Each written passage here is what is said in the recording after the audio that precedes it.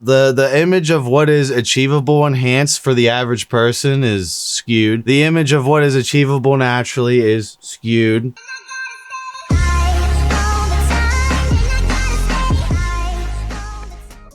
What is up, everyone? It's Russo. I hope everyone is doing well. ASMR sip of some 1907. Check out 1907.com. Coupon code Russo. ASMR spritz time. Got some intelligent elephant carbon. Gotta hear these spritz noises. Coupon code Russo. All right, today's topic is going to be the internet. Social media has ruined the perception of a normally good enhanced physique. People are only touting up genetic super elites who death blast drugs at this point. Anyone else, your physique's trash for being enhanced. Why even enhance, you know? Like, your perception of what is natural, number one, is fucked. Your perception of what is good on a amount of PEDs that is somewhat sustainable for longevity is fucked. And you're only looking at these guys death blasting. This is getting out of control. You know, this has been my entire, online career where, in my head, I'm like the little guy, I wanted to biohack around my genetics. I bulk up to 265 pounds, which if you told my little ass, in high school that I would look like that, I'd be like, what the fuck? And then, I go online and, that's whack. That's not achievable. Someone with better genetics. It's like, man, so I'm like more of like what the average fucking hater looks like who went against my genetics, did the work. And apparently only the people who are, the genetic 5%. I'll say, I'll have Andrew play the 5%er me. So the genetic 5%er me plus blasting tons of shit. Even when these elite level dudes who blast tons of shit, like they think to themselves, man, if I keep blasting like this, I'm gonna be pretty dead soon. Why don't I take a break and cruise? Oh, crucified immediately, even them. No one is off limits. I just think it's crazy how it's going to get moving forward with the next generation who is their whole status. Black pill, their whole status is based on this technocracy, social media government shit, based on their social ranking by said individuals, aka other men in the fitness industry, putting them up. We always reward these genetic super freaks who have fucking horrible personalities, most of them. They're egomaniacs on what they were born with or what their genetic lineage suffered through to give them, and then they're just touting around, forgetting all that, not really working on their personality, just their body. And, they get mad at someone like me who, I don't need a body for people to be interested in me. They're just interested in me. This is just a fucking vessel of vanity that will go away. Everyone's gonna get old and ugly. It's only a matter of time. Knowledge and personality and bravado and shit is built to last. And if you're sitting there and going, oh, anyone who's enhanced, unless you're a super freak, you shouldn't enhance, that's ridiculous. Basically, being enhanced is always a quality of life argument versus a quantity of life argument. So the truth comes in the middle here, right? You want to do, if you decide to go enhance, you don't want to go buck wild. You want to make it sustainable and biohacking, it's called health span, quality of life health span. Obviously, health and bodybuilding don't fucking go together at all. So when we go into bodybuilding, it's more like, again, I'm not going to take people's other words and put in their mouth. Like Derek from More Plates, More Dates, I think says it very good, where it's like, you only have so many ginormous steroid blasts in the tank. You can only push and redline drugs for so long before it's like the health meter on your liver values and shit, and your it's like,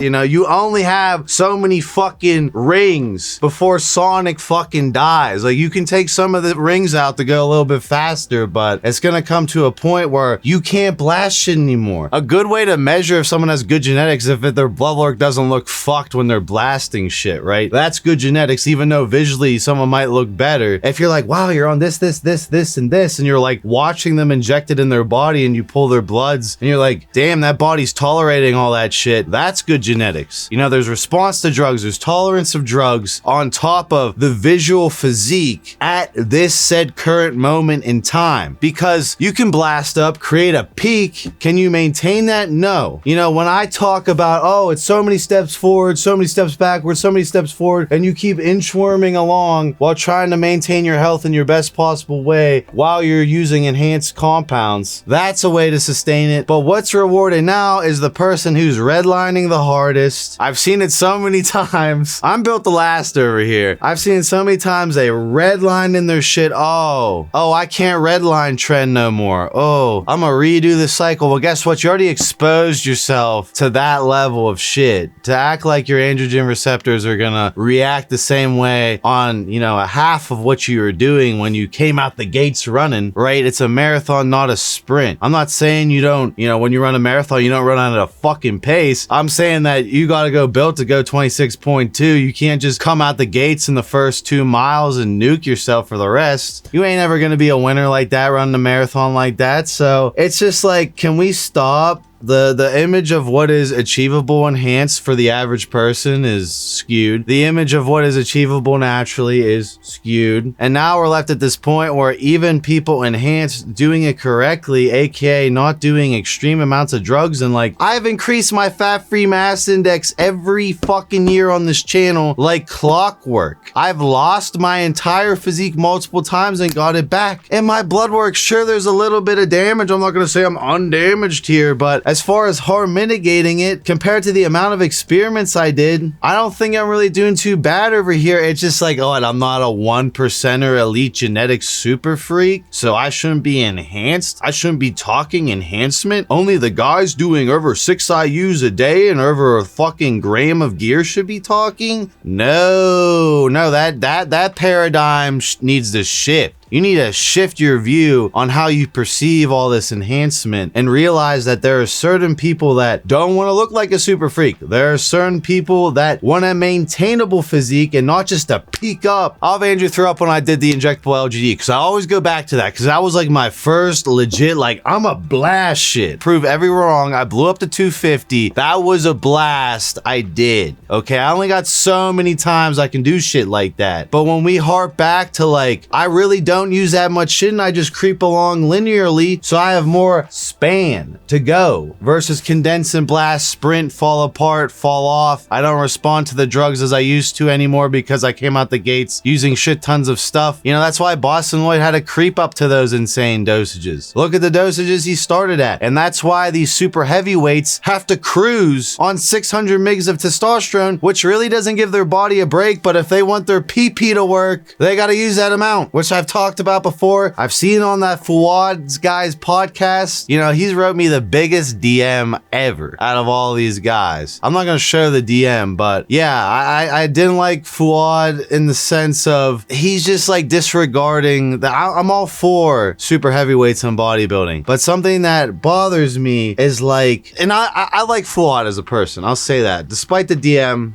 You know, despite the long ass novel of a DM over something that wasn't really aimed at him, it was aimed at a guest on his podcast who is in prison now, by the way. He's in prison. What I didn't like about Fouad in the sense of, you know, he built what's that, you know, that picturesque, like insane juiced up physique. He walked the walk, insane physique on stage. I love his bodybuilding content. I love how highly polished his videos are. His Mav Andrew throw up the Real Bodybuilding Podcast is what it's called. He has a lot of high-end IFBB pros on. What I didn't like is he was like completely in left field about his kidneys. And I'm thinking to myself, oh, what, my younger self, like, oh, this is why you don't sprint that hard, because I don't want to be in disbelief when my kidneys are very bad. And I'm glad that Fouad recovered them, but that is not a laughing matter. And that is from him sprinting for so long and wanting to maintain that peak that can't be maintained forever. That is what I'm getting at. You also have Flex Lewis. You have all these guys who built these exceptional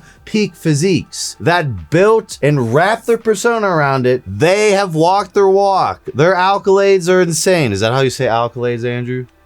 Accolades. they've already walked their walk. They have their achievements. If they downsize into something that's more like, oh, that looks enhanced, but that's not, because they're not on extreme dosages anymore. That's enhanced, but that doesn't look as good. Well, they're not pushing it as hard as they can. Seth Feroci, shout out Seth Feroci. He's downsized, and you can see him trying to cling on. I see his physique blow up. He shrinks back down. He blows up. Like, it's hard to walk away from it. But what I'm getting at for all my younger bodybuilders that are watching this is that this is a longevity game. Okay, you can create a peak on a shit ton of drugs. Are you gonna maintain that? You might think so. There's gonna come a day where something gives out, and you're gonna have to accept that you can still maintain an enhanced physique, but not on the crazy amounts of drugs. You'll come back to the biohacking side of YouTube, and you'll be like, damn, all the biohackers that are harm mitigating, the crazy enhanced bodybuilding, blasting death cycles. All right. Steroids are insanely healthy in the fact that you can abuse the fucking shit out of them for decades before something goes bloop, and then you're fucked. That's all I'm getting at. We need to stop, disregarding what is achievable enhanced for the average person. We need to stop disregarding what is achievable naturally for the average person. And we need to take into consideration that all your amazing bodybuilders that have a physique 10 times, 1,000 times, 100,000 times better than I will ever achieve. You also need to care about their health. You need to care about that whatever the fuck their peak physique is, they can't maintain it forever. It is playing fuckery on their mind, and when they decide to downsize, you need to support that. That's why I was all hyped that Larry Wheels is Sigma male enough to fucking downsize despite every little fucking BS cloud grab parrot that is saying that he's not going to be able to tolerate. My hat's off to that man, and he needs to set the example for all these other guys so you don't end up like Fouad on your podcast disregarding kidney failure. And that's just something that bothers me because other guys are walking their path. Bodybuilding needs to take blood work, health, damage more seriously if it is to survive due to the size it's growing at. Otherwise, it will expand and implode. That's just my 2 cents. Comment yours. I'll see you in my next video.